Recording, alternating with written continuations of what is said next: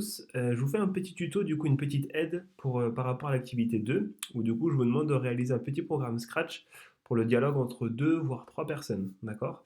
Donc cette page-là, c'est la page sur laquelle vous arrivez quand vous cliquez sur le lien que je vous ai mis dans l'activité, d'accord? Donc je vous demande de regarder principalement ces deux tutos-là, ces deux tutoriels, celui-ci ainsi que celui-là. Donc quand vous cliquez sur un tutoriel, bien voilà, vous avez ici la fiche de programmation, vous avez une vidéo, et du coup, bien voilà, vous pouvez passer les différentes étapes et vous explique où aller. Une fois que vous avez regardé les deux vidéos, ou même d'autres, hein, si vous voulez, une fois que vous êtes prêt, ben voilà, vous avez juste à fermer, et du coup, vous pouvez directement passer à la programmation de ce que vous souhaitez faire. Attention parce que des fois, vous verrez que tous les onglets et bien, tous les composants, des fois c'est marqué en anglais, d'accord? Donc si vous arrivez sur une page en anglais, rien de compliqué, vous avez juste à cliquer ici et vous pouvez du coup sélectionner français, d'accord? Et quand vous passerez en français, bah, vous reviendrez sur la page d'accueil où il y a tous les tutos, mais là du coup tout sera en français, d'accord? Donc si je vous ai fait cette petite vidéo, c'est surtout pour vous montrer les principaux onglets dont vous aurez besoin, d'accord? Donc vous aurez besoin par exemple du mouvement de cet onglet-là, si par exemple vous voulez déplacer pardon, bien vos caractères. Également l'onglet événements, parce qu'à chaque fois du coup votre programme va commencer par ça, c'est-à-dire quand vous cliquez sur le petit drapeau vert, ben voilà, ça devra forcément commencer par ça pour que votre programme commence. Vous pourrez aussi également avoir besoin de contrôle si vous voulez que votre personnage attende quelques secondes pendant que l'autre parle, etc. Et également de l'onglet apparence, justement pour faire les dialogues, pour changer également d'arrière-plan. L'objectif c'est quand même que vous vous débrouillez tout seul pour chercher un peu comment faire. Mais voilà, je vous fais un petit tuto, une petite vidéo, on va faire un programme ensemble très rapidement et très simple, parce que vous allez quand même devoir en faire un peu plus compliqué, un petit peu plus poussé. Mais du coup, voilà ce que ça peut donner. Donc je vous ai dit que j'aimerais que ça se passe dans au moins deux pièces de la maison si possible, pour qu'il y ait un dialogue. Donc pour ça, c'est pas compliqué. Les arrière-plans, vous pouvez les choisir ici. Donc là, vous faites le petit plus et vous pouvez choisir des arrière-plans. Ce qu'on va faire, c'est qu'on va en rajouter deux directement. Vous pouvez ici aller dans intérieur, comme ça, c'est les arrière-plans de la maison. Donc par exemple, on va choisir une chambre, par exemple ici, bedroom 3, et on va en choisir un autre. On va retourner ici dans l'intérieur et on peut choisir par exemple ici le salon, d'accord? Quand vous voulez modifier vos arrière-plans, vous avez juste à cliquer dessus. Et là, vous voyez que maintenant c'est marqué arrière-plan ici.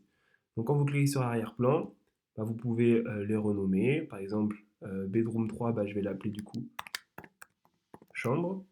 Et room 2, je vais du coup l'appeler salon. D'accord? L'arrière-plan 1, du coup, j'en ai pas besoin. Je vais le sortir directement. Et donc, vous voyez que là, j'ai mes deux arrière-plans. Maintenant que j'ai mes arrière-plans, je vais m'intéresser aux caractères que je veux rajouter, aux personnages. Donc là, par défaut, vous avez le chat de Scratch. Mais ici, pareillement, vous pouvez ici choisir de nouveaux personnages, d'accord? Moi, ce que je vais faire, c'est que je vais prendre deux personnes. On va prendre, allez, tiens, on va prendre Andy.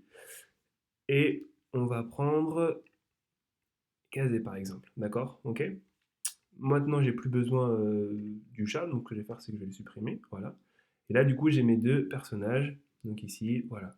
Vous pouvez aussi modifier le nom si vous voulez, voilà, changer, si vous avez changé des choses, mais souvent, bon, souvent, personnage, vous n'y touchez pas. Alors, et donc là, je peux commencer mon code. Donc, vous pouvez voir que je peux déjà déplacer mes personnages sur l'image, et à chaque fois, ici, j'ai la position de mes personnages qui s'affiche là sur X et là sur Y. Donc moi, je vais vous faire quelque chose de très simple. Je vais dire que Andy qui est ici, il est dans la pièce, il se demande où est Kazé, il va la rejoindre dans l'autre pièce, et ils vont juste se dire bonjour et comment ça va. Alors, rien de plus compliqué, je commence toujours par, ici dans événements, mon programme pour dire mon programme de départ, et je vais commencer à dire où ça se passe. Donc on a dit que ça se passe dans l'arrière-plan, ici chambre. Donc ce que je vais faire, c'est que je vais aller ici sur basculer sur l'arrière-plan, et chambre. Comme ça, je suis sûr qu'au départ, je suis bien sûr chambre. Donc là, je suis en train de faire la programmation d'Andy, hein, de mon personnage qui est ici. Donc ce que je vais lui dire, c'est que moi j'ai envie par exemple qu'il soit là au départ. Donc je vais lui dire d'aller ici donc à moins 154 et moins 94. Donc ça va être du coup dans mouvement. Je vais ici aller à, et du coup on a dit moins 154, moins 94. Il s'est mis par défaut tout seul. Vous avez vu, vous avez rien besoin d'écrire. Sinon vous pouvez le faire hein, si vous avez besoin de le changer. D'accord? Donc ici mon personnage est là. Ensuite, ce qu'on va faire, c'est que on va dire qu'il se demande, tiens, où est Kazé? D'accord? Ok? Ça pendant 2 secondes. Et il va se demander, elle est peut-être dans le salon. Donc on va rajouter un message. Elle est peut-être dans le salon. D'accord? N'hésitez pas de temps en temps en fait, à tester votre programme pour voir si ça se passe bien sur ce que vous voulez. Donc là, si je fais le programme, voilà, tiens, c'est là, où est Casier? Elle est peut-être dans le salon. Ok. Si je l'ai placé en dit là et que je reclique, hop, il se replace par défaut où je lui ai dit. Ok? Elle est peut-être dans le salon. Donc, maintenant, si je passais à Casier, ok? Donc j'ai juste à cliquer ici en bas sur elle et là, vous voyez que j'ai une nouvelle page de programme. Au départ, bah, moi, je ne veux pas qu'elle soit dans la pièce. Donc ce que je vais faire, c'est que je vais mettre que quand ça s'est cliqué, donc au départ, moi je veux dans son apparence, si je descends tout en bas, je veux qu'elle soit cachée, d'accord? Ça veut dire que au départ, si on regarde, hop, elle est plus là, elle a disparu, d'accord? Donc moi ça me va très bien. Donc il se pose la question et là on va dire qu'il va du coup aller au salon. Donc je vais basculer mon arrière-plan ici sur salon, d'accord? On regarde si ça marche, il se demande où est casé, elle est peut-être dans le salon, et là il passe à l'arrière-plan salon. D'accord? Quand on passe à l'arrière-plan salon, donc ici toujours dans événements, c'est marqué quand l'arrière-plan bascule sur, je peux choisir salon. Et bien là elle apparaît. Donc du coup on va mettre montrer, d'accord? Donc si tout se passe bien, elle devrait apparaître. Voilà, elle est apparue.